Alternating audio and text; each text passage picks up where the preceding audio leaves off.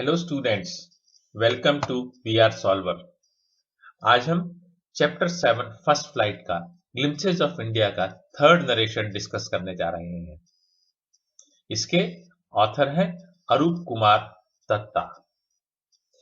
तो नरेशन शुरू होता है एक स्टेशन से। तो स्टेशन पर एक ट्रेन खड़ी हुई है और एक कंपार्टमेंट की विंडो के पास जाकर के एक वेंडर, चाय बेचने वाला, जोर से बोलता है, चाय गरम, गरम चाय, चाय गरम, गरम चाय। और ये आवाज सुनते ही प्रंजॉल, जो कि उस ट्रेन में सफर कर रहा है, वह कहता है, चलो मुझे 2 कप चाय दे दो। उससे पहले चाय वेंडर उससे, हरा चाय बेचने वाला उससे पूछता है, चाय साहब चाय ले लो। तो 2 कप चाय ली प्रंजॉल ने। 1 कप चाय ली उसने खुद के लिए और दूसरी कप जो उसने दिया था अपने दोस्त राजवीर के लिए, और वो दोनों गरम गरम चाय पीने लगे। उस कंपार्टमेंट में लगभग हर एक व्यक्ति चाय पी रहा था। Sip means to drink slowly.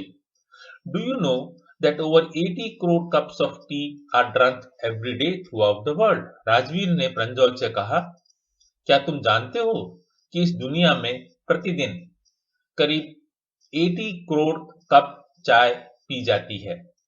ये सुनते ही प्रंजोल आश्चर्य से बोला, वाओ! इसका मतलब यह है कि चाय इस दुनिया में काफी पॉपुलर है। The train pulled out of the station, यानी कि ट्रेन अब रवाना हुई स्टेशन से और स्टेशन के बाहर की ओर आ गई। प्रंजोल बरीड हिज नोज। न बरीड हिज नोज का यहां तात्पर्य है कि वो बिल्कुल ध्यान से पढ़ने लगा अपनी जासूसी किताब। वो इधर उधर बिल्कुल भी नहीं देख रहा था, पूरा ध्यान उसने लगा दिया था डिटेक्टिव बुक को पढ़ने में।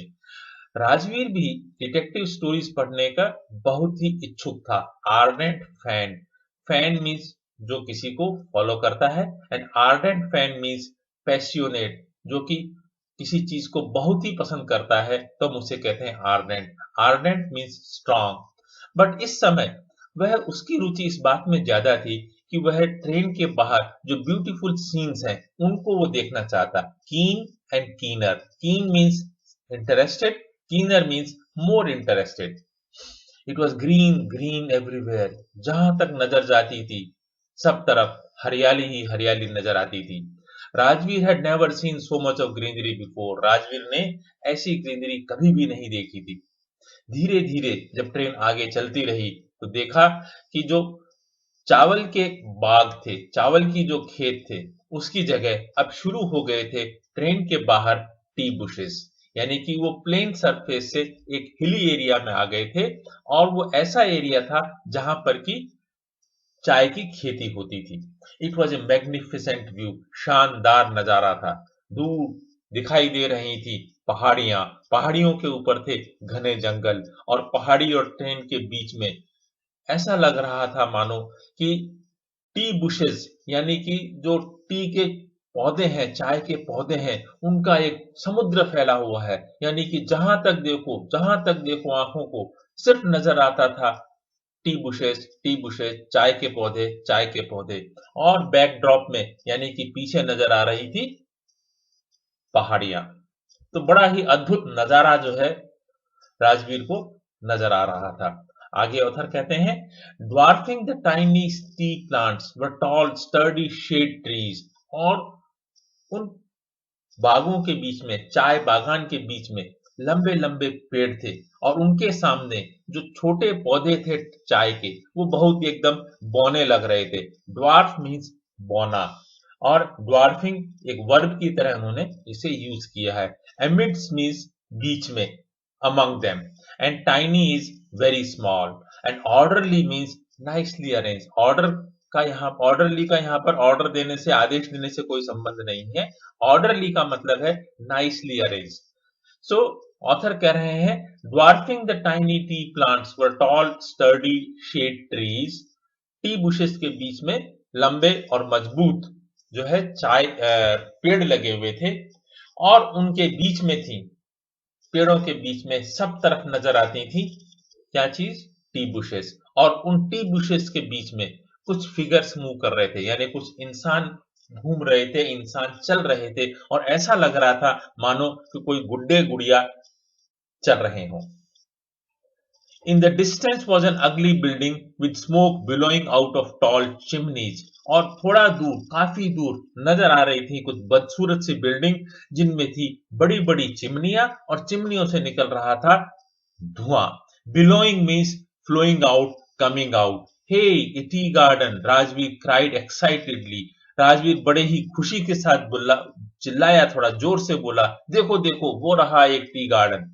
Pranjal, who had been born and brought up in a plantation, born and brought up यानी कि वहीं पैदा हुआ था और वहीं बड़ा हुआ था। तो प्रंजौल जो है टी प्लांटेशन का जो इलाका है, जो एरिया है, या जिस एरिया में बहुत ज्यादा टी प्लांटेशन होते हैं, उसी जगह वह पैदा हुआ था और वहीं बड़ा हुआ था। इसलिए उसको टी गार्डन देखने पर कोई बहुत ज्यादा एक्साइटमेंट नहीं हुआ, क्योंकि वो तो उसके लिए एक नॉर्मल सी बात थी, देखता ही रहता था। Oh, this is tea country now, Rajveer said. Yes, yes. अब जो है हम पहुंच गए हैं चाय के देश में। और उसने बोला, किसने? राजवीर ने। आसाम है the largest concentration of plantations in the T in the world. कि इस आसाम में, हमारे आसाम में जितने ज्यादा चाय के पौधे हैं उतने दुनिया में कहीं भी नहीं है। यानी कि सबसे ज्यादा चाय के पौधे हैं आसाम में। You will see enough gardens to last your lifetime. आप पूरी जिंदगी भर घूमते रहोगे तो भी आप सारे चाय के गार्डन्स को आप नहीं देख पाओगे, इतने ज्यादा टी गार्डन्स हैं आसाम में। I have been reading as much as I could about tea. Rajvir ने फिर कहा प्रंजोल से कि मैं चाय के बारे में जितना कुछ पढ़ सकता था उतना मैंने पढ़ने की कोशिश की है। किसी को यह पता नहीं है कि चाय का आविष्कार किस प्रकार हुआ या चाय की खोज किस प्रकार हुई। ये तो एक पौधा है, तो चाय के पौधे को सबसे पहले किसने ढूंढा, लेकिन इसके बारे में कई कथाएं प्रचलित हैं। तो प्रंजोल ने पूछा, बताइए कौन सी कथा प्रचलित है? Well, there is one about the Chinese emperor. एक कथा है चीन के एक बादशाह के बारे में। वह हमेशा बॉइल्ड वाटर ही पिया करता था। एक दिन जब उसके लिए पानी उबाला जा रहा था, तो पानी उबालने के लिए जो लकड़ियां डाली गई थी आग जलाने के लिए, उसकी कुछ पत्तियां उड़ करके और उबलते हुए पानी में गिर गई। जब वो उबलते हुए पानी में गिर गई तो उसका स्वाद जो था पानी का वो बड़ा ही डिलीशियस हो गया, बड़ा ही अच्छा लगने लगा। और ऐसा कहा जाता है कि वे चाय की पत्तियां थी और उसके बाद से ही जो है चाय पीने का प्रचलन बढ़ गया। Tell me another, स्कॉफ्ड प्रंजोल। प्रंजोल ने थोड़ा चिढ़ाते हुए, स्कॉफ्ड में चिढ़ाते हुए से कहा, चलो एक कथा तो तुमने बता दी, एक दूसरी बात और बताओ मुझे। तो राजवीर ने कहा, yes we have an Indian legend too. एक भारत के संबंधित भी चाय के बारे में एक कहानी है।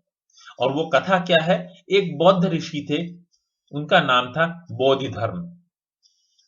एस्केटिक means monk, Rishi.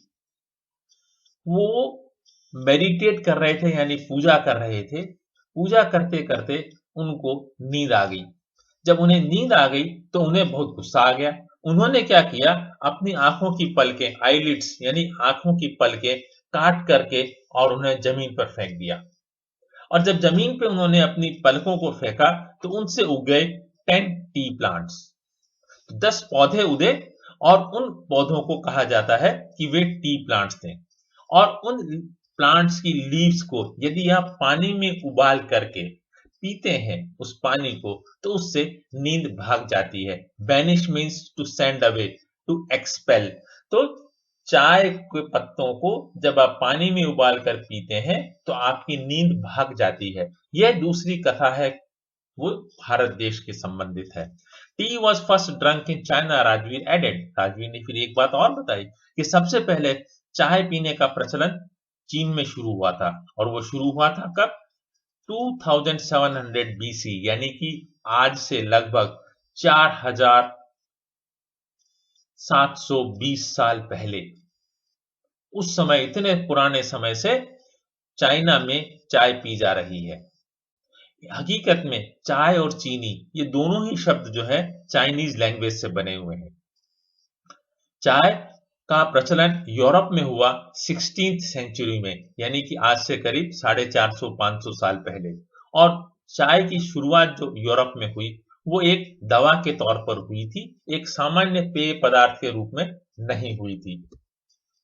The train clattered into Mariani junction. Train आवाज करती हुई पहुंच गई मैरियानी जंक्शन के स्टेशन पे। दोनों बच्चों ने अपना अपना सामान उठाया और भीड़ में से थोड़ी धक्का मुक्की करते हुए प्लेटफॉर्म पर उतर गए। प्रंजोल के पेरेंट्स वहां आए हुए थे और उनका इंतजार कर रहे थे प्लेटफॉर्म के ऊपर ही। कुछ ही देर में वो प्रंजोल के फादर की कार में जा रहे थे ढेकियाबाड़ी की ओर। तो ढेकियाबाड़ी एक टी गार्डन है और उस टी गार्डन के मैनेजर थे प्रंजोल के फादर मिस्टर बरुआ। 1 घंटे तक कार चलती रही मेन रोड पर। उसके बाद उसने टर्न ले लिया, शार्प टर्न ले लिया, weird sharply of the main road. वो मेन रोड से हट करके चलने लगी एक साइड रोड पर। और दे क्रॉस्ड ए कैटल ब्रिज। उन्होंने एक कैटल ब्रिज को क्रॉस किया। तो कैटल ब्रिज जो है इस प्रकार बनाया जाता है कि उस पर से गाड़ियां जा सकती हैं परंतु एनिमल्स उस ब्रिज को क्रॉस नहीं कर सकते, उसे कहते हैं कैटल ब्रिज। तो उन्होंने एक कैटल ब्रिज को क्रॉस किया और उसके बाद उन्होंने ढेकियाबाड़ी टी स्टेट में प्रवेश कर लिया। यानी करीब लगभग 1 घंटे के बाद वो पहुंचे थे ढेकियाबाड़ी टी गार्डन।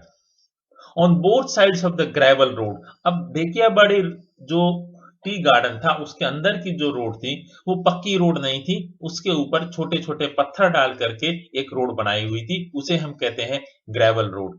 तो ग्रेवल रोड के दोनों तरफ आप देख सकते थे कि कई एकड़ के एरिया में फैले हुए थे टी बुशेस। जहां तक देखो वहां तक टी बुशेस ही नजर आते थे। All neatly prune. Prune means काटा गया था, उनको बड़ी सफाई से सेम हाइट पर काटा गया था, वो ऊपर नीचे नहीं थी। Groups of T pluckers.